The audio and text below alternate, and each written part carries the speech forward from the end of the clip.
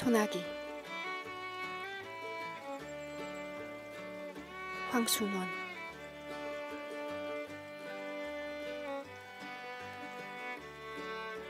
소녀는 개울가에서 소녀를 보자 곧 윤초신의 증손녀 딸이라는 걸 알 수 있었다. 소녀는 개울에다 손을 잠그고 물장난을 하고 있는 것이다. 서울서는 이런 개울물을 보지 못하기나 한 듯이 벌써 며칠째 소녀는 학교에서 돌아오는 길에 물장난이었다. 그런데 어제까지 개울 기슭에서 하더니 오늘은 징검다리 한가운데 앉아서 하고 있다. 소녀는 개울뚝에 앉아버렸다. 소녀가 비키기를 기다리자는 것이다. 요행 지나가는 사람이 있어 소녀가 길을 비켜주었다. 다음 날은 좀 늦게 개울가로 나왔다. 이날은 소녀가 징검다리 한가운데 앉아 세수를 하고 있었다. 분홍 스웨터 소매를 걷어 올린 목덜미가 마냥 희었다. 한참 세수를 하고 나더니 이번에는 물속을 빤히 들여다본다. 얼굴이라도 비추어 보는 것이리라. 갑자기 물을 움켜낸다. 고기 새끼라도 지나가는 듯. 소년이 개울뚝에 앉아있는 걸 아는지 모르는지 그냥 날쌔게 물만 움켜낸다. 그러나 번번이 허탕이다. 그대로 재미있는 양 자꾸 물만 움킨다. 어제처럼 개울을 건너는 사람이 있어야 길을 비킬 모양이다. 그러다가 소녀가 물속에서 무엇을 하나 집어낸다. 하얀 조약돌이었다. 그러고는 벌떡 일어나 팔짝팔짝 징검다리를 뛰어 건너간다. 다 건너가더니만 획 이리로 돌아서며 이 바보! 조약돌이 날아왔다. 소녀는 저도 모르게 벌떡 일어섰다. 단발머리를 나풀거리며 소녀가 막 달린다. 갈밭 사이길로 들어섰다. 뒤에는 청량한 가을 햇살 아래 빛나는 갈꽃뿐. 이제 저쯤 갈밭머리로 소녀가 나타나리라. 꽤 오랜 시간이 지났다고 생각했다. 그런데도 소녀는 나타나지 않는다. 발돋움을 했다. 그러고도 상당한 시간이 지났다고 생각됐다. 저쪽 갈밭머리에 갈꽃이 한 움큼 움직였다. 소녀가 갈꽃을 안고 있었다. 그리고 이제는 천천한 걸음이었다.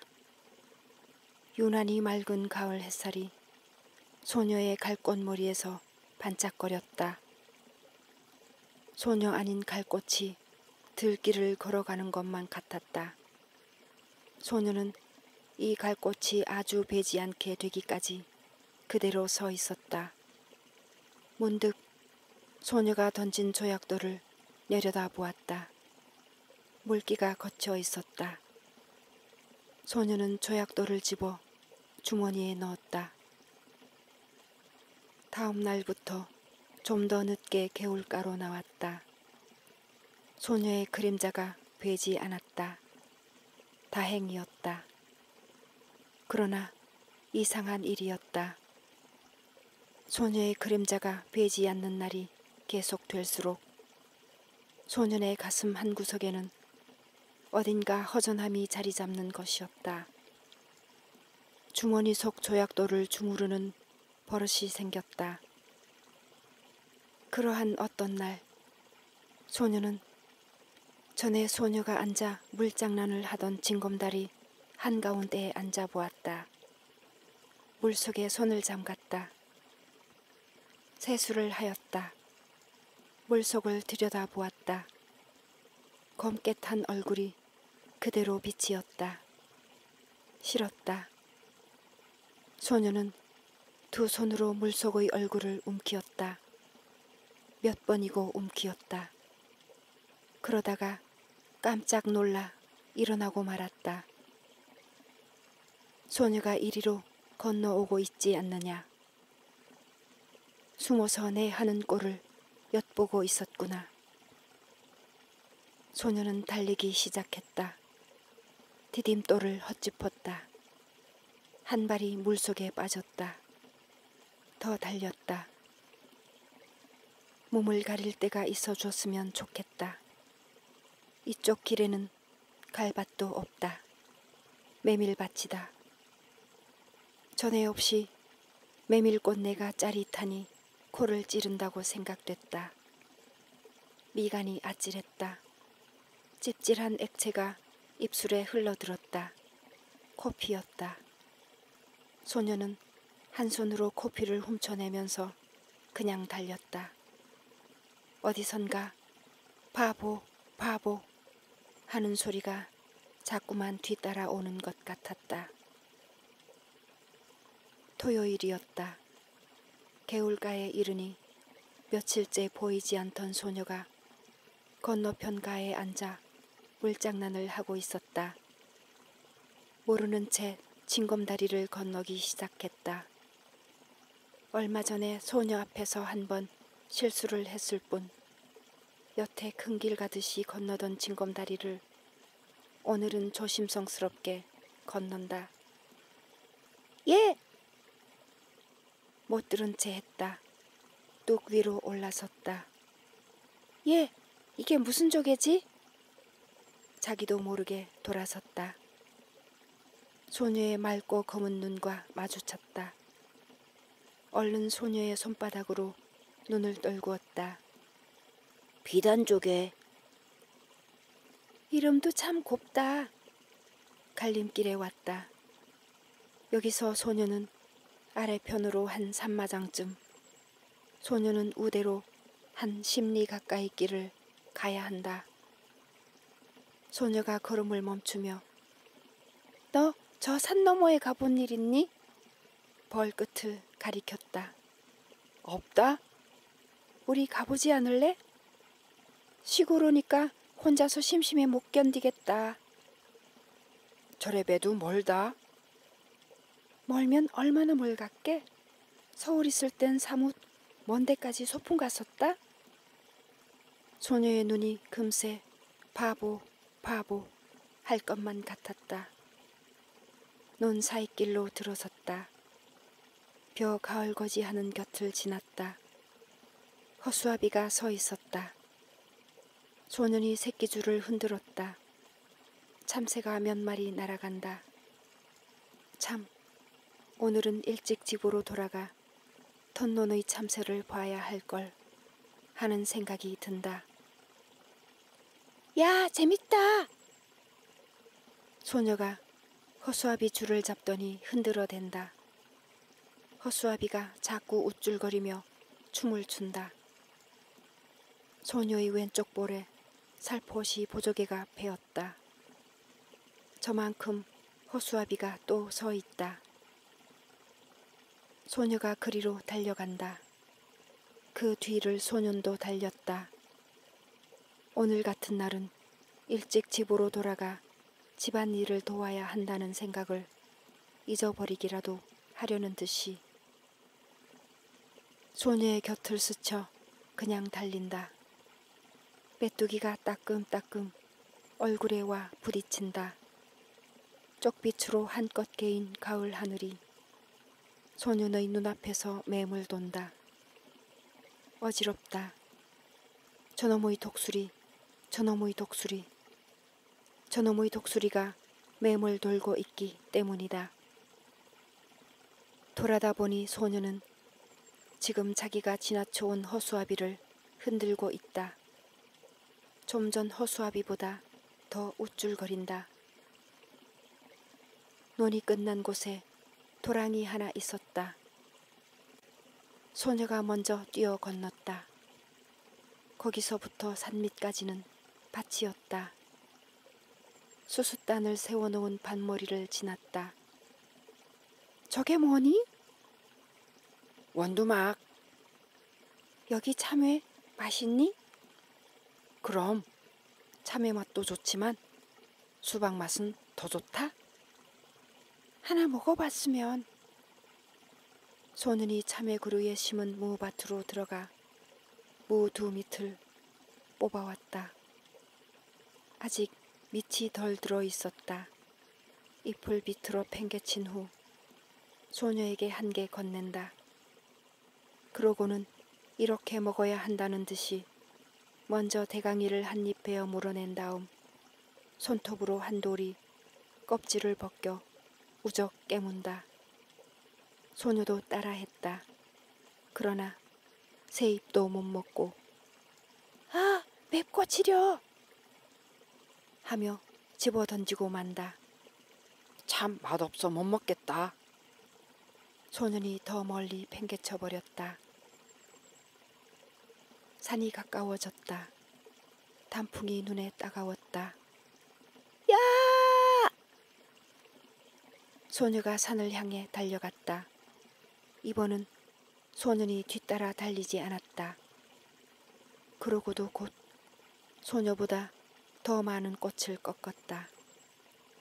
이게 들국화, 이게 쌀이꽃, 이게 도라지꽃. 도라지꽃이 이렇게 예쁜 줄은 몰랐네. 난 보랏빛이 좋아. 근데 이 양상같이 생긴 노란 꽃이 뭐지? 마타리꽃. 소녀는 마타리 꽃을 양산 받듯이 해 보인다.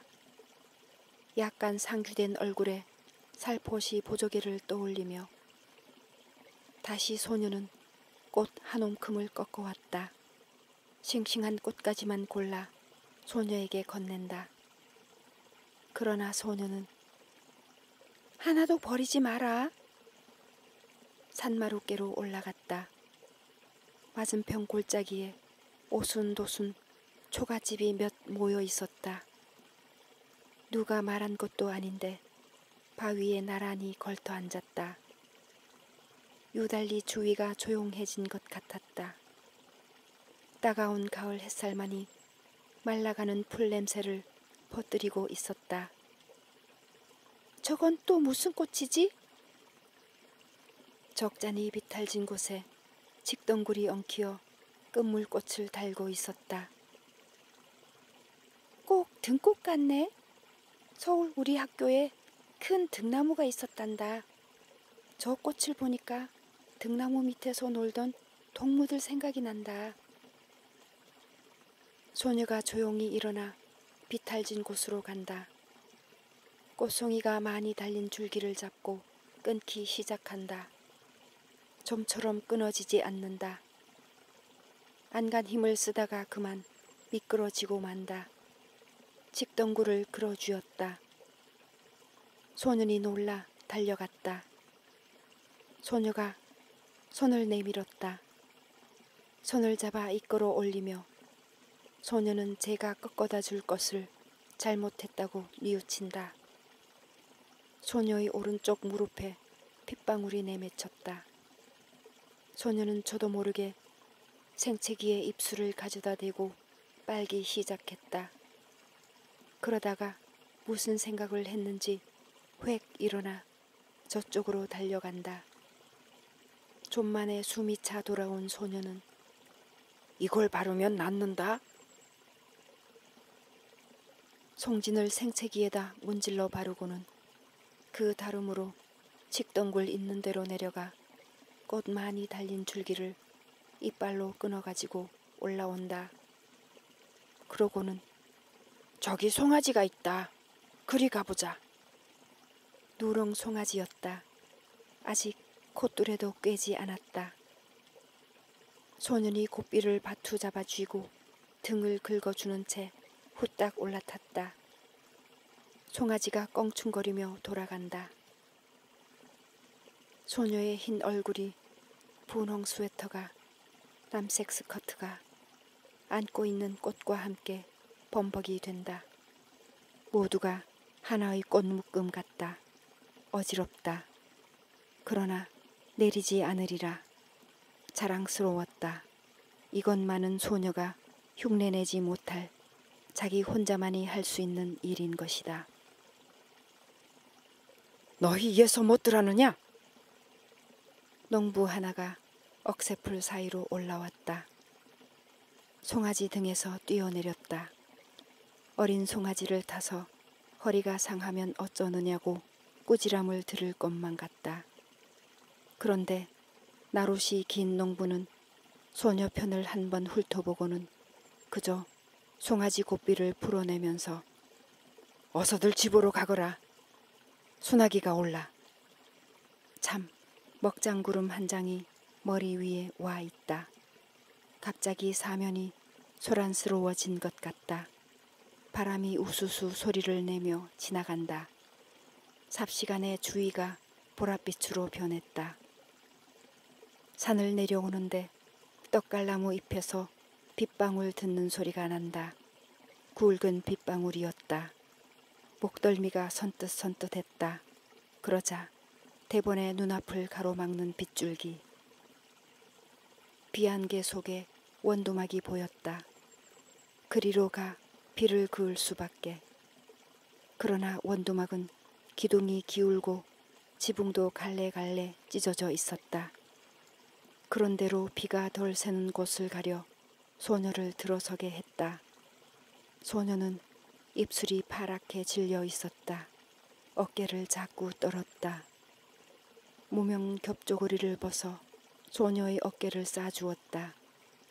소녀는 비에 젖은 눈을 들어 한 번 쳐다보았을 뿐 소년이 하는 대로 잠자코 있었다. 그러고는 안고 온 꽃묶음 속에서 가지가 꺾이고 꽃이 일그러진 송이를 골라 발밑에 버린다. 소녀가 들어선 곳도 비가 새기 시작했다. 더 거기서 비를 그을 수 없었다. 밖을 내다보던 소년이 무엇을 생각했는지 수수밭 쪽으로 달려간다. 세워놓은 수수단 속을 비집어 보더니 옆의 수수단을 날라다 덧세운다. 다시 속을 비집어 본다. 그러고는 이쪽을 향해 손짓을 한다. 수수단 속은 비는 안 새었다. 그저 어둡고 좁은 게 안 됐다. 앞에 나앉은 소녀는 그냥 비를 맞아야만 했다. 그런 소년의 어깨에서 김이 올랐다. 소녀가 속삭이듯이 이리 들어와 앉으라고 했다. 괜찮다고 했다. 소녀가 다시 들어와 앉으라고 했다. 할 수 없이 뒷걸음질을 쳤다. 그 바람에 소녀가 안고 있는 꽃묶음이 우그러들었다. 그러나 소녀는 상관없다고 생각했다. 비에 젖은 소년의 몸내음새가 확 코에 끼얹혀졌다. 그러나 고개를 돌리지 않았다. 도리어 소년의 몸 기운으로 해서 떨리던 몸이 저기 누그러지는 느낌이었다. 소란하던 수숫잎 소리가 뚝 그쳤다. 밖이 멀게졌다. 수숫단 속을 벗어나왔다. 멀지 않은 앞쪽에 햇빛이 눈부시게 내리볶고 있었다. 도랑 있는 곳까지 와보니 엄청나게 물이 불어 있었다. 빛마저 제법 붉은 흙탕물이었다. 뛰어 건널 수가 없었다. 소년이 등을 돌려댔다. 소녀가 순순히 엎였다. 걷어올린 소년의 잠방이까지 물이 올라왔다. 소년은 어머나 소리를 지르며 소년의 목을 끌어 안았다. 개울가에 다다르기 전에 가을 하늘이 언제 그랬는가 싶게 구름 한 점 없이 쪽빛으로 개어 있었다. 그 다음 날은 소녀의 모양이 되지 않았다.